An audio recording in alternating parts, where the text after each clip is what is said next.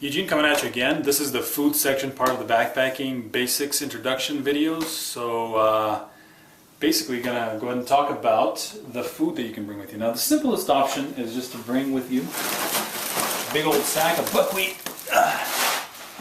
Just put it in your pack. No, I'm just kidding. That's a horrible thing. So I'm gonna kind of go through a couple things. Two things basically. One is I'm going to talk about the types of food that you can bring to, a trip, and it'll include a lunch, dinner, breakfast, snacks, and then I will actually go through an actual menu, an example menu including these items, and how you could arrange it so that you could have a full menu for your backpacking trip. Now, to start with, I think it's a really good idea to have a menu, because that way you'll keep on track with the foods you're gonna need to eat. And you'll know what you need to eat when, and you won't, you can memorize it. It's pretty simple to memorize it, but it's actually really nice that way that you don't run out of food or you don't eat too much at once. You kind of have to make sure you have enough food for the whole trip. And another important things to say is you always want to get at least a couple meals more than you need to have planned. So say if you plan, 3 days, and that's like 6 meals or something like that, you want to have like 2 meals of just extra stuff in case something happens. You could always stretch out those meals and survive another 4 days, if you needed to. So let's just go through the foods. There's a couple options. The first thing is you can get, buy specialty foods. So something like this Mountain House. It's kind of expensive. It's about, you can get anywhere from about $3 to $7, somewhere in that range. You find this really nice Mountain House. There's a lot of other companies. They're freeze-dried foods, and they're just really easy to make. They store really well, and they're super light, but they're expensive. Or you can get some of these other things. They're not quite specialty, but you'd have to go buy them. The other option is just to find things, local grocery store, and that's actually most of what's on this table is local grocery store stuff. And the third option is to actually go ahead and cook stuff yourself at home, make meals, dry them out yourself, or dry fruits and make not freeze-dried, but just like oven-dried foods. For example, I have some some strawberries here that we've made that we've incorporated into mini meals, into like oatmeal and such. So you can make those at home. Now I'm going to go through some basic breakfast, lunch, and dinner meats or meals. So here we go. For example, for breakfast, really good options, really good lightweight things. Now I should mention also, for all this food, you should have something. All these foods should fall into categories where they will contain about 100 calories per ounce. That's the density of the energy in the food. So you don't want to get a watermelon, for example, because that's super heavy and there's not that many calories in there. It's just water. And you don't want to bring, a ready-made soup, because there's just too much water in there you're going to be carrying around. You want dry stuff, you want compact stuff that you can add water to. Okay, so for example, a very good example of this is oatmeal. Very good breakfast. You can have a couple packages of oatmeal, dump some hot water in there, and it's a great breakfast. You can also add in some, when you're having oatmeal, you can add in some chocolate chips or some nuts that you can throw right into the oatmeal and make it more rich and very, very high calorie. You can also use just the good old granola, and you can also add in chocolate chips or whatever else you need to that. Dry milk is very good. So for your oatmeal, for your coffee, even for your granola, you can use the dry milk powder, make milk, and then add it to those things. You can also bring cereal. Check this out. This box of cereal, it's 130 calories for 30 grams. So this has 130 calories per ounce, basically. So that's very good. That's what you want. You want that density of calories. And you can bring the milk and add it in. Another option, could be lunch or breakfast, is you can have a bagel, bring some Ziploc bags with a little peanut butter and a little honey in them, just put it on there. That's a very high nutrition or high energy kind of breakfast. Now, most of the things for breakfast, you want to have some complex carbohydrates, something like not just sugar, but like wheats and stuff like that, so it could give you a nice sustained amount of energy throughout the day. Pop Tarts, a good option as well. So just really compact dry stuff. You notice that none of this stuff is wet. It's all dry. You just need to add water to it, and it all becomes really nice and moist and good food. So let's move on to lunches here. So a couple options for lunches. Like I already mentioned, you have these ready-made meals, which are really expensive but really good and really well designed. Most of these Mountain House, you just add 2 cups of boiling water, wait 10 minutes, and you can eat them, and they're very tasty. Other options include something like this, which is potatoes, mashed potatoes, and you can get something like this for like $1 at Fred Meyer, Walmart, whatever. And this is really high density. So there's about 4 ounces in here, and there's 440 calories worth of food in here. And you can make many meals out of this, like probably 2 or 3.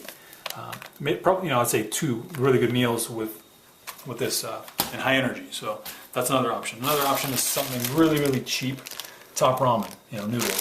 So one of these things has about, let's see, 190 calories times 2, so about close to 400 calories there. You get a little soup cup like that. Those are really light and nice and dry. Now something like this, you wouldn't want to bring a big thing like this. This is pretty heavy. This is a pound and a half. Okay, and this is going to be maybe 2 meals, so that's a lot of weight. You could bring something like this if you're just going on a one-day trip, something very, very simple where you don't need to bring a lot of food. But the more days you go for, the more food you're going to bring, and the lighter you want the meals to be each time. Something good like this is very dense. There's a lot of oil. There's just, basically like sardines or something like that. This is just another fish, canned fish with oil. That's very high energy, very dense. The cans left over at the end, the tin cans are just annoying because you have to get rid of those somehow. The other option is to get some non-canned tuna. This is very high energy, a lot of protein in there. It's a very good lunch. You can just take some tuna, mix it with a little mayo, get some mayo packets, spread it on some crackers, and that's just a good kind of quick lunch. You also want to think about lunch if you're going to be having lunch on the way, so you're going to be walking through, stop for lunch, keep going. You don't want to have something that'll take too long to prepare. You want it to be kind of quick. The other option for lunch people often use is to just snack on stuff. So you can bring some bars, something cheaper like this, or something a little more advanced or expensive like these power bars, or fig bars, just nice bars, energy bars. Another option is chocolate. So you could snack on these things as you go and not really ever stop for lunch. You could also have a gorp mix, which is just a mix of chocolate chips, nuts, dried fruits, all sorts of things like that in a bag that you can just reach into and eat as you go.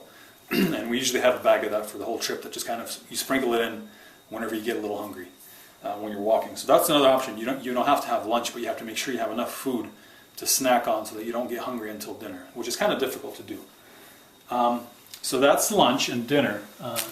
You can have a lot of these foods for dinner as well. Now for dinner, you want to have something that has more oil and more fat in it as compared to sugars in the morning. That oil and fat will usually just kind of be a slow burning energy throughout the night to keep you warm.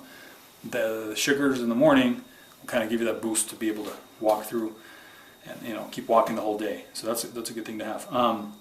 Now usually we'll pack our food into something like a little can like this. You can just stuff it in there so it doesn't get squeezed by all this other gear in your pack. Like if you're going to take top ramen, you can put those in there, and that way they don't get all mashed up.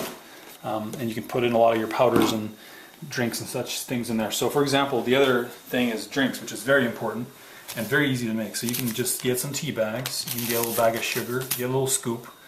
Make sure you mark on here, how much of this sugar you're going to use per drink. You could say a scoop of this and 2 scoops, whatever you've tried before.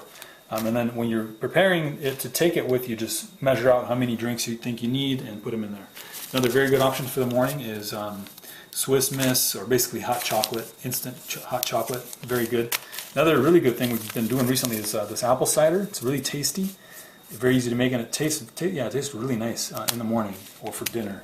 So you can have tea, apple cider, hot chocolate, coffee, or you can also have just energy mixes. You can have Gatorade or Kool-Aid mix, something like that. Usually not as nice to have with that chocolate bar or with that candy bar in the evening when you want it, or in the morning. So just make sure you have some hot drinks too. It's good to have those, especially on those cold mornings when you're trying to kind of keep yourself warm and when it's cold. So I think that kind of gives you a good idea of the food options that you can bring. These are all really good things to bring for backpacking.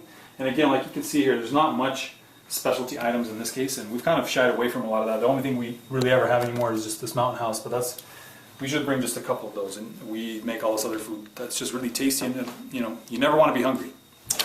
So here's an example of a menu. I'm just going to go through a couple days here on the menu. So you could have, for example, well, usually, you know, the first day you'll be eating somewhere at home or something like that. But say, here's an example breakfast: a granola with nuts. Add some chia seeds into there, some dried strawberries, milk, and coffee. So you can mix that in, and that would be a great breakfast. A lunch. Well, and then yeah, you can make some coffee. You know, coffee with sugar, milk, and maybe eat a chocolate bar. I mean, that's going to be a really high energy breakfast that'll last you for a good 6 hours. And then a good lunch would be something like, for example, having a Mountain House. You know, you just boil some water, pour it in there, and you can even eat that as you walk. It's really convenient. And then for dinner, for example, we could have some mashed potatoes. So have some of these. We'd probably split that. Then you could eat some sesame snaps or some kind of bar, for example, for dinner. And then maybe hot cider, you know. So you could get some of that, and that would be a pretty good dinner right there. You could also put something into the mashed potatoes, or you could have, you know, mashed potatoes and split a Mountain House with a friend, or you could just have a Mountain House. I mean, there's just so many options. But that's an example of one kind of day's set of meals you can have. So again, it's a good idea to just write up the things you're going to eat, so you know what you're going to eat, you know, what's going to be for dinner, breakfast, and so on. And that way you won't, you'll know how much food to bring, you'll know exactly what you need to bring. And you can save those menus for later. Later you don't have to think through this again. Just pull out a menu, choose different things off the menus that you've already had, throw them together, and see what you can do. So hopefully that gives you a good example of the food to bring. So please check out the other videos. If you click down here, you'll see the basic introduction to backpacking gear, and if you click down here, you should be able to watch a video about clothing that you should bring for a backpacking trip. Basic introduction to that. And also subscribe. Click on me to subscribe to my channel. And thank you for watching, and enjoy the outdoors, and praise our Creator who has created this beautiful outdoors for us to explore. And I hope to see you in a future video. Bye-bye.